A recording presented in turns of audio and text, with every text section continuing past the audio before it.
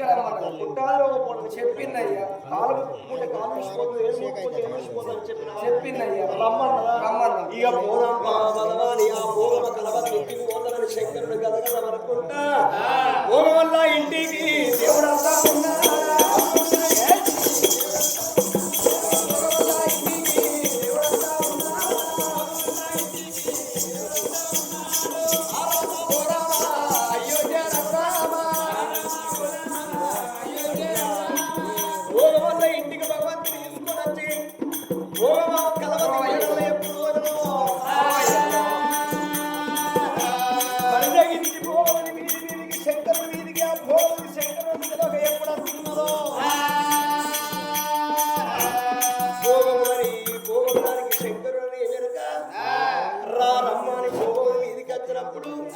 గోరెడు బండారు కొట్టుకొని భోగవడానికి నిజ స్వరూపం ఊహించిండు ఆ శంకరుడు. గిరగిర తిరిగింది, భోగముడి కింద పడ్డది. శివజ్యోతికి అంత ముద్దుగా సేవ చేస్తుంది. ఒక్కరోజన్న శివజ్యోతికి రూపం ఊహించిందా? ఊహించలేదు. అది భోగముడి బరిదెగించి నిధి కష్టాల గల భయాన్ని గాయపడ్డాడు దేవుడు. దెబ్బలకే దేవుడు భయపడతాడట. దేవుడా దేవుడా దేవుడా అని మొక్కుని వాన్నే పడతాడు దేవుడు. ఎవడాన రాజన్న నీ బాంచనని సోమవారం ఒక్క పొద్దుండి ఏడాదికోసారి ఎవడాన పోయి పూజారు కట్టేసి ఆ 3 ఏళ్ళకోసారి ఒక్కళ్ళు పిలిపించి మంచిగా పట్టం వేసి మల్లన్న దేవుడా అది ఆదివారం ఒక్క పొద్దుని మంచిగా మొక్కుని వాళ్ళనే తొక్కుతాడు దేవుడు. వాళ్ళనే పైకి రానియడు దేవుడు. దేవుడు లేడు, దయ్యం లేడు, దేవుడు ఎక్కడలేదు రాని పండగ పొట్టు పెట్టబోని వాని తోలికి దేవుడు పోదే దయ్యం పోదు. దేవుడు ఎక్కడలేదు రా, దయ్యం ఎక్కడలేదు అంటే వానికి ఏది పట్టది. వాడు పొలం కాడ కొడి పిల్లలు వాడి పొలగాలు అడ్డేస్తాయి. వారికి కొబ్బరికాయలు తెలియదు, వారికి దీపం ముట్టించడం తెలియదు, వారికే మోచగిస్తాడు దేవుడు. మొక్కిన వాళ్ళనే తొక్కుతాడు. ఆగో తొక్కిన వాళ్ళనే ఎత్తుకుంటాడా దేవుడేమో. ఆగో మొక్కిన వాళ్ళనే తొక్కుతాడంటే దెబ్బలకు దేవుడు భయపడతాడంటే దెబ్బలకు దేవుడు భయపడతాడని నాకు ఒక ముంచరానికి వచ్చింది. మా ఇంటి పక్క వంటి తెలుగు రాజన్న ఉంటాడు. రాజన్నకు 7 ఏడాది కొడుకురా. 7 ఏడాది కొడుకు ఇక కక్కుడు తోటి పెట్టుకుని ఓడతలేదురా. 15 రోజుల దాకా పొల్లగాడు ఏ తిన్నాడు కోతల తోటికి పోతాడు. ఏ హాస్పిటల్ వేరే తోటికి తక్కువ అయితలేదు, కప్పుడు తక్కువ అయితలేదు అని మేకపోతుని తీసుకొచ్చి జడత పడితే శివసత్తి దగ్గర పోయి అల్లు పట్టిస్తే దేవుడా మరి పెద్దేవుడా వచ్చిందిరా. పెద్దేవుడు అన్న వాళ్ళ పిల్లగాని మరి తక్కువగా ఉన్నది మేకపోతుని తీసుకువచ్చి 15,000 పెట్టి మేకపోతుని తీసుకొచ్చి పెద్దేవుడు చేత పడితే పొల్లగాని కటకర తక్కువ అయిందిరా. మేకపోతు గువ్వకు పూజడి తెచ్చిందిరా. ఇక పెద్దేవుడు మహిమ అన్నడా వాడు దుబ్బులను విలిపించడు, మంచిగా చుట్టాలు విలిపించడు, మంచిగా గుండులు గుత్తులు దున్నాలు గంజి వేసిండు, అన్ని వేసిండు. సాయంత్రం కొడుకు మొదలు పెడతాడు దుబ్బులోడు. పొల్లగానికి తేమాలు ఎప్పటి కాపుడు తోటికి స్టార్ట్ అయిందా. నీ యొక్క 15,000 పెట్టి మేకపోతుంది తెచ్చి జరదవదిలో చెప్పడం తక్కువ అవుతుంది. దుబ్బులో నిలిపించి చుట్టాలు వినిపించాక మళ్ళా స్టార్ట్ అవుతుందా. దేవుడు ఎక్కడ నా గడపల బట్టి దేవుడు ఒక్క పొడ పొడిచిందా. అయితే గద్దెలు వేసింది దేవుడికి. అయితే కొంతమంది నాపేట కొంతమంది పెట్టిండు దేవుడు. పొల్లగాని కడకడ తక్కువ అయింది. మళ్ళా వేసుకున్నాడు. ఆ దెబ్బల కాడ దేవుడు భయపడతాడు ఆట. శంకరుడు వల్ల కుట్ట అవతారం ఎత్తుకొని శివజ్యోతి నా ప్రేమ నింది శివజ్యోతిని ఎప్పుడు పెట్టుకొని చేరు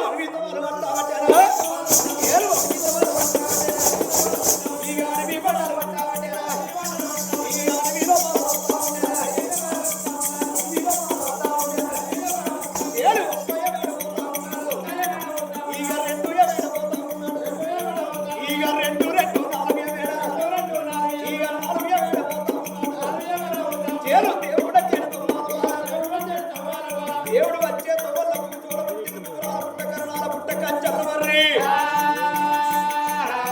ఆ మర్రి కింద ఉన్న జటంగమా మునిరాజు 12 ఏళ్ల పొత్తాయ తపస్సు పట్టిండు.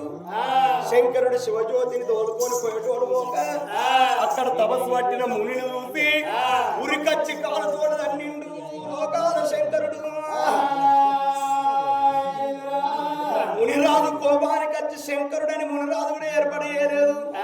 ఎవడో చంగమోడని కోరి ఒరే చంగమ కుక్క కుట్టాదు రోగపోడా పోయేటోని పోక నువ్వు వచ్చిన కాలుతోడు తావురా రేపు కర కర కర కర పొద్దు వర్షల్ల కల్లా బ్రహ్మరంధ్రం అనగా నీ శిరస్సు వలికి నువ్వు రావాలి సూర్యకిరణాలు నీ కుట్టాలు రోగం మీద పడంగానే పాకానికి వచ్చిన పత్తిగా వలిగినట్టు నీ శిరస్సు వలికి సత్తమురా వరి సంగమోడా శంకరుడు అనుకున్నడిగా పొద్దు ఉడవ శివజ్యోతిగా నా ప్రాణం పోతుంది నేను దర్శనానికి నీ పిచ్చిన త్రికాయం అన్నాడు భగవంతుడు చెట్టు కింద ఎప్పుడు కూర్చున్నాడు ఆడవిల్ల శివజ్యోతి కళ్ళతో చూసింది ఆ మునిరాజుని ఎంత బ్రతిమిల్లని అడిగినా గాని మునిరాజు మాట వింటలేడు ఎంతకు ఆ మునిరాజు మాట లేకపోతే కోపానికి వచ్చిన శివజ్యోతి ఏమంటుంది నేనే సత్యవంతురాలని సమాన తీరురాలనైతే ఆడిన మాట తప్పలేదు పలికిన మాట మొక్కలేదు నేను సత్యవంతురాలని సమాన తీరురాలనైతే పొడిసే సూర్యుడు ఉడవద్దని అరసేతు అడ్డం పెట్టింది ఆడవిల్ల శివజ్యోతి పొడిసే పొద్దు ఉడవద్దని తీవ్ర పెట్టంగానే సూర్యకిరణాలు బందైపోయినాయి సూర్యుడు గదగద వనికింది కావరపడ్డాడు నీ పాంచంద్ర శివజ్యోతి లోకాల శంకరుణ్ణి కాళ్ళ కింద పెట్టి ఆట ఆడిస్తుంది పొద్దు ఒడిసేదుంటే బతకనాని గాలి బంధు నీరు బంధు పంచభూతాలు బందైపోయినాయి 7 రోజులైంది తెల్లారతలేదు పొద్దుతలేదు మురళ జపాలు ఆగిపోయే అగో ఈ సంగతి ఎవరు తెలుసుకున్నారు బ్రహ్మమానస పుత్రుడు నారదుని తెలుసుకొని పొద్దు ఒడిసేదుంటే శంకరుడు దత్తడు పొద్దు ఓడకపోతే ఈ లోకం నాశనం అవుతుంది పార్వతి అని పార్వతి పేటికి వచ్చిండు 33 కొట్ట దేవతలు ఎంబడి పెట్టుకొని నారద భగవానుడు దేవతలు అనుకొని పాండురంగా విట్టల్లా చేపట్టల్లా విట్టల్లా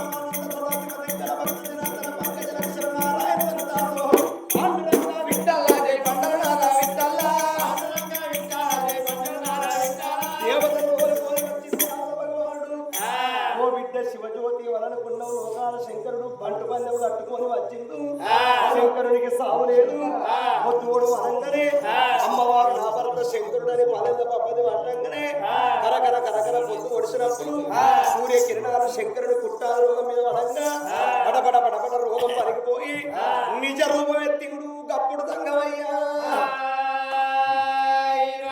శంకరుని రూపం చూసి శివజ్యోతి కాళ్ళ మీద పడ్డది శంకరాన్ని నిలిచిపెట్టి నేను నీ కాళ్ళ కాడ ఉంటానని శివజ్యోతి కాళ్ళు పట్టుకున్నప్పుడు శంకరుడు ఏమన్నాడు శివజ్యోతి నిన్నెందుకు లగ్గవాడిన్నో నీ ఎందుకు వచ్చిన్నో మీ సత్యం ప్రపంచాన్ని తెలుస్తందుకే నేను వచ్చిన నేను చెబుతున్న మాట శివనందు పెట్టు కరీంనగర్ జిల్లా ఇప్పుడు రాజన్న సిరిసిల్ల జిల్లా మూలగొట్టు రాజ్యం 36 దేశం నాంపెల్లి పట్టణాన్ని పరిపాలన చేసిన వాడు రాజరాజ నరేంద్రుడు రాజనరేంద్రుని భార్య రత్నాంగి దేవి రాజనరేంద్రుడు ఉట్టుడే కుష్ఠాది రోగంతో పుట్టిండు రాజు ఎక్కే గుర్రానికి కుట్టి రోగమే రాజులాడుతున్న కుక్కకు కుష్టి వేరే ఎన్ని మంది నిన్న రాజనరేంద్రుని కుష్ఠాది రోగం పోలేదు నరేంద్రుడి భార్య రత్నాంగి దేవికి సంతానం కాలేదు వాళ్ళు తిరుగుకుంటా రాంగా నాంపెల్లికి పన్నెండు భాగవందు భోగమాడల్లో మర్రి చెట్టు కనబడ్డది మర్రి చెట్టు గుర్రాన్ని కట్టేసి ఎండకలపు ఎండలు కొడతానే పురుగుల మంట కాగలేక నరేంద్రుడు చెట్టు కింద లింగాల పంచవరుసుకొని నరేంద్రుడు ఎప్పుడు వండుకున్నాడో రాదెంబడి కుక్కున్నదా కుక్క కూడా కుష్ఠాది రోగమే రాదెక్కే గుర్రానికి రోగమే రాదు కుష్టి రోగమే భోగమాడల్ల భోగములు ఉన్నటువంటి పోలుకున్న నీళ్లు చిన్నంగా తాళారి మనకు కట్టింది ఆ కుక్క పాడగాను మంట కాగలేక మడుగుల బొర్రి భోగములు బోర్లు కలిగిన నీళ్లు స్నానం చేసిన నీళ్ళు అక్కడ చిన్నంగా మడుగు కడితే ఆ మడుగు లోపల బొర్రి ఆ మడుగుల నీళ్లు తెచ్చి రాజనరేంద్రుని దుర్భంగానే అక్కడికక్కడనే రాజనరేంద్రుని రోగము గుర్రము రోగము ఆ కుక్క రోగం కుష్ఠ రోగం పోయిందమ్మా ఓ బామ శివజ్యోతి రత్నంగి ఈ మడుగు మహత్యం ఏమిటో నాకు తెలియదు భోగం వల్ల వాడల్ల ఈ నీళ్లు తెచ్చి నా మీద పోయగానే నా రోగం పోయింది ఈ మడుగు మడుగునే కోనేరు ఇస్తా, కోనేరు బందుకు 4 స్తంభాల వాటి గుడి కట్టిస్తా, ఈ భోగవాడల్ల గుడి కట్టిస్తే గుడి లోపల శివలింగాన్ని ప్రతిష్టాపన చేస్తా, అన్నమూలే మడుగునే కోనేరు వేసి కోనేరు బందుకు 4 స్తంభాల వాటి గుడి కట్టి అందులో ఆత్మలింగాన్ని నిలిపితే శివలింగానికి రత్నాంగి దేవి పూజ కట్టింది. రత్నాంగి దేవి పూజ కడితే రంగుల కొడుకునిచ్చిన సక్కని కన్నుల సారంగధరుడు పుట్టి పెరిగి పెద్దోడు 18 ఏళ్ల కొడుకు కాగానే కొడుకు పెళ్లి చేస్తారని కొడుకు చిత్రపటం తీసి 7 మంత్రుల చేతులు పెట్టి చూడు అంటే నడిగడ్డ దేశవేల రాదు మొగిలి రాదు గన్న బిడ్డ మోహన రేకులతోటి చిత్రాంగి దేవిని చూసిండ్రు. వేస్తే 1000 రూపులున్నది చిత్రాంగి దేవి. చిత్రాంగి దేవి అందమోరవలేక అల్లొక్క మమకారి మంత్రి నరేంద్ర నీ కొడుకు కంటే ఈ పిల్ల నీకు ముసుగుంటదయ్యా, నీ కొడుకు ఈ పిల్ల కాకపోతే ఇంకో పిల్ల దొరుకుతున్నప్పుడు అవు కొంచెం తన కోపం వెళ్ళిన కొడుకు ఎత్తరన్న కోడలు దొంగలకం అడిల్లు రాజ నరేంద్రుడు కొడి ముంచి గండి కోటలు కట్టి కోటల్లో చిత్రాంగి దేవిని ఉంటే వద్దురా నా కొడుకు వద్దురా అంటే సారంగధరుడు పావురాలన్న మొదలు పెట్టిండు. అందుకే అంటారు పావురాల రాజులు ఎవరు పేరుకు రావద్దు, పావురాల రాజులు ఎవరు పేరుకు రారు, పావురాల రాజరాదు అడవి పక్షుల దగ్గర ఏరాదు. అద్దురా నా కొడుకు అద్దురా అంటే పావురాలాట మొదలు పెట్టిండు సారంగధరుడు. ఆ పావురం పాడగానే చిన్నమ్మ చిత్రాంగి మారి మీద ఆడితే చిత్రాంగి దేవి పావురాన్ని దొరకబడితే పావురం కొరకాని సారంగధరుడు పోతే సారంగధరుడిని కన్నాలు చూసింది చిత్రాంగి దేవి. ముదుగాలు చూసింది నీ పోటవరా నీ తండ్రి నన్ను దొంగలగ్గమని నువ్వు రా నా మొగని వాని మొగ్గులాడితే సారంగధరుడు అమ్మ నువ్వు తల్లి ఉన్నవే నేను నీ కొడుకును నన్ను ముట్టగానే తప్పించుకొని ఉరుకుతే కొంచెం తన కోపం మెచ్చింది చిత్రాంగిదేవి. నాకు దక్కని సారంగధరుని ఆ అందం ఏ ఆడదానికి దక్కద్దా అని చీర ఇంపుకొని రైగ ఇంపుకొని నరేంద్ర నీ కొడుకు వచ్చిన ఇగ్గులు మొగ్గులు ఆడినప్పుడు కొంచెం తన కోపం మెచ్చి రాజా నరేంద్రుడు ఎటువాయ నా కొడుకు సారంగధరుడు అని ఒంటికి నాగబండి గట్టి ఊర్ల గుట్ట కురిది కాలు రెక్కలు నరకు అంటే సారంగధరుణ్ణి ఒంటికి నాగబండి కుందుకొని రాగా అన్న తల్లి రత్నాంగి దేవి నరేంద్రుడిని దండం పెడితే విడిచిపెట్టలేదు. నాగబండికి అడ్డమన్నది రత్నాంగి, నాగబండి రత్నాంగి మీదకి లిగితే 2గా దిగుతుంది రత్నాంగి దేవి. 2గా దిగి విలువిల కొట్టుకొని ప్రారంభంగా ఏమన్నది నా కొడుక సారంగధరా నా పెళ్లి పట్టణంలో ఉంటవు నీకు ఏ పాపం ఎరకలేదు, నా పెళ్లి పట్టణంలో ఒక్కరన్న పాపం లేదు, ఈ నా పెళ్లి పట్టణం నా కొడుకు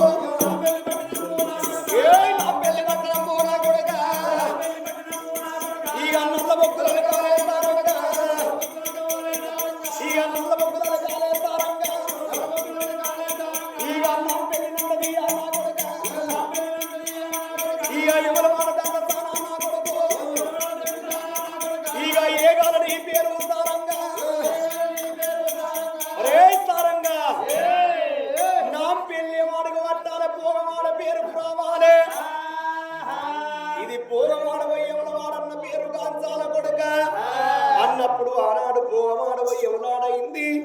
నరేంద్రుడు చచ్చిపోయాడు, సారంగధరుడు హతమైపోయాడు, చిత్రాంగిదేవి చచ్చింది, రత్నాంగిదేవి చచ్చింది. సారంగధరుని తోటి ఆగో పాండవుల వంశం కురువంశం నిర్వంశమయ్యా ఓ సారంగధరుని తోటి పాండవుల వంశం ఇక్కడికి సంపూర్ణమైపోతది.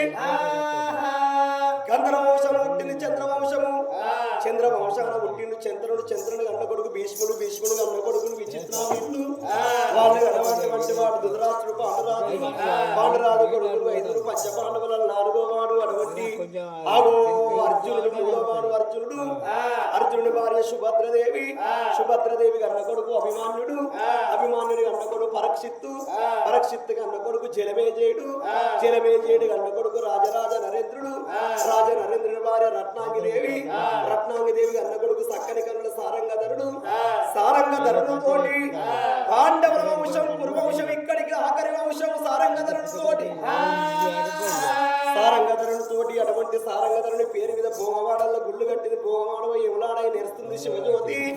యములాడ గుళ్ళల్లా నేను శివలింగమై నేరుస్తున్నా, నేను ఓడినట్టే ఓడిపోతే ఎండికొండ ప్రాణన్నా. ఇక యములాడ గుళ్ళల్లా శివలింగమై నేరుస్తున్నా, నేను శివలింగమై నేను నేరుస్తున్నా. బతుకు గంగమ్మ ఉంటది, గౌరమ్మ ఉంటది. నిన్ను భూలోక నగరం వచ్చి 3వ లగ్గమైన నిన్ను ముట్టలేదు పట్టలేదు, నువ్వు పరమ ప్రతిభతరాలు, నిన్ను ముత్తెదరాలు కాబట్టి నా గుడి ముంగట నువ్వు జ్యోతివై పుట్టవాలే శివజ్యోతి, నువ్వు జ్యోతి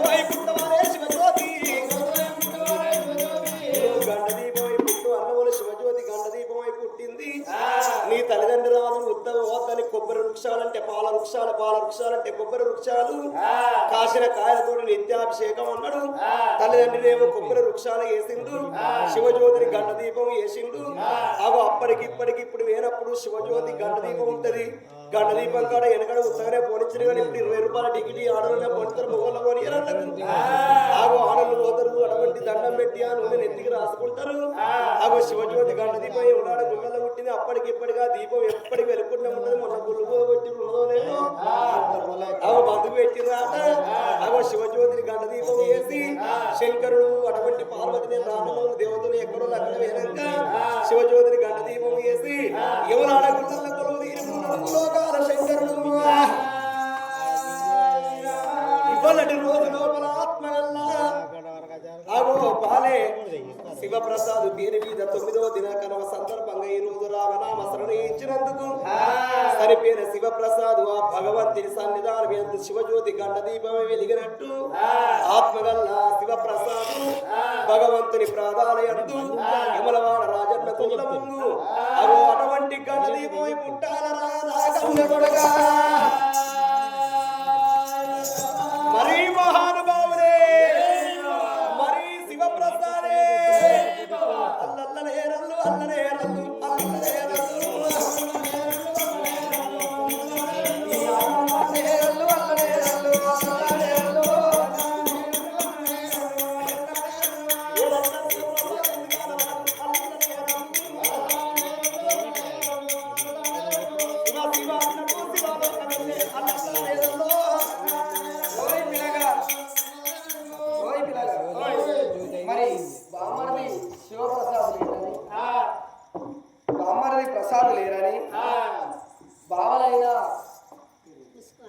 ముస్కు అనంతరెడ్డి ముస్కు శ్రీనివాసరెడ్డి ఇద్దరు బావలు చూసిన అమ్మరిది ప్రసాద్ లేరని 200 రూపాయలు దానం చేసిండ్రు.